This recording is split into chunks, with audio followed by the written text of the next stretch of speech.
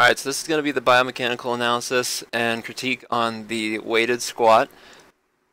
Now first we're going to start off by showing what an actual bad squat looks like, and then we're going to go and show what a couple good squats look like, and how we should fix a bad squat, and what the good parts of the squats actually are.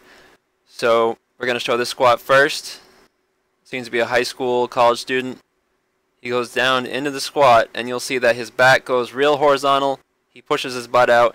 He's got that butt wink, and he extends the knees to compensate for basically his weak legs.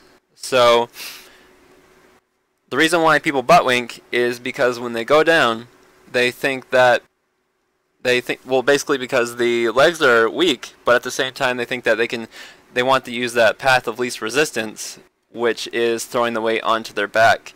Now, this is a horrible way to think of doing a squat, a horrible way to do a squat. You can sometimes, you're in the heat of the moment, you don't know you're doing it, but if you come out of the squat day with a lot of pain on that back, or the next morning you feel it, you know that you got that butt wink and you want to fix that right away. So what's one way to fix that? So one way to fix the butt wink is to incorporate pause squats.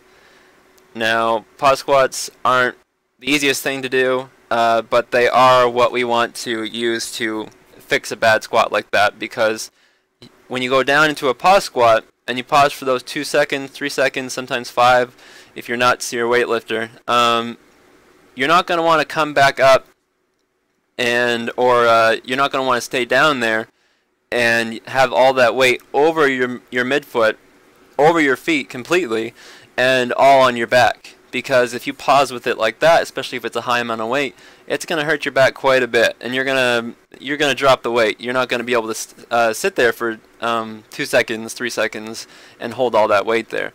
So one thing you want to do is you go down, you pause for 2 seconds. You want to keep that vertical back angle. It's all about that back angle, and then driving your legs up. So you go down, you think back angle. You keep it nice and straight, like you're doing a wall sit almost. And then when you come back up, you keep that back angle, and we're using a low weight here because we want to train them how to do it right. So we're going to go all the way back down to 2 plates, and we're going to have them drive with their legs as quick as possible and use all legs. You want to completely channel those legs, you want to feel it, and you don't want anything coming out of the back. So when doing pause squats, we go down with the vertical back angle, drive with the legs.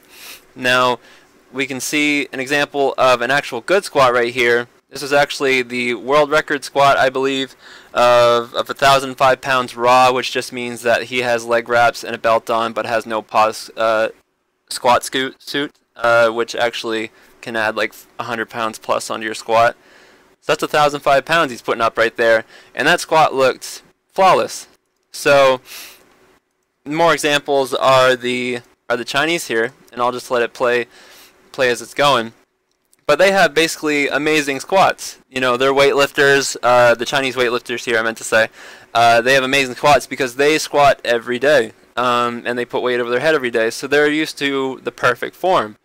So basically what we want to do with a good squat is we want to have our arms on the bar. We don't want to be pushing it forward because we don't want our body to go forward anymore. We just want to hold on to it nice and tight and channel our lats there, just keep nice and tight.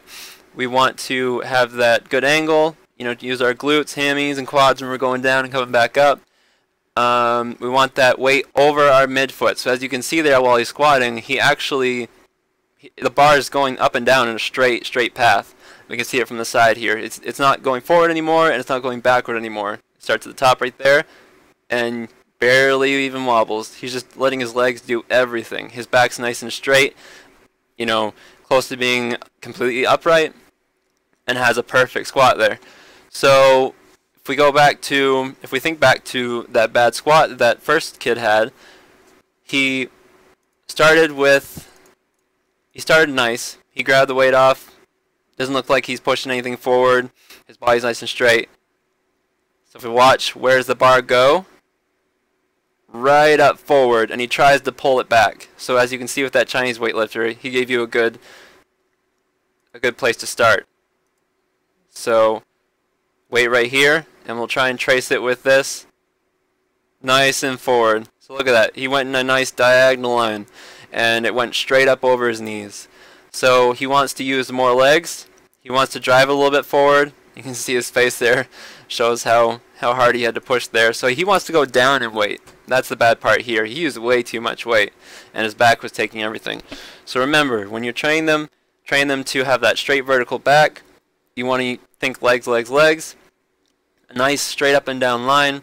And then if we're going to think add in one more thing there with the breathing, and then another thing with the feet. So you want to drive your feet into the ground. You want to corkscrew your feet into the ground. So you're not actually going to corkscrew them so they're sideways. You're just going to think about corkscrewing your feet to the ground, so that way your legs and your knees especially drive outwards, because we don't want our knees driving inwards. So this was the biomechanical critique of a squat. And just remember to keep all those things in mind while you're squatting. And thank you very much.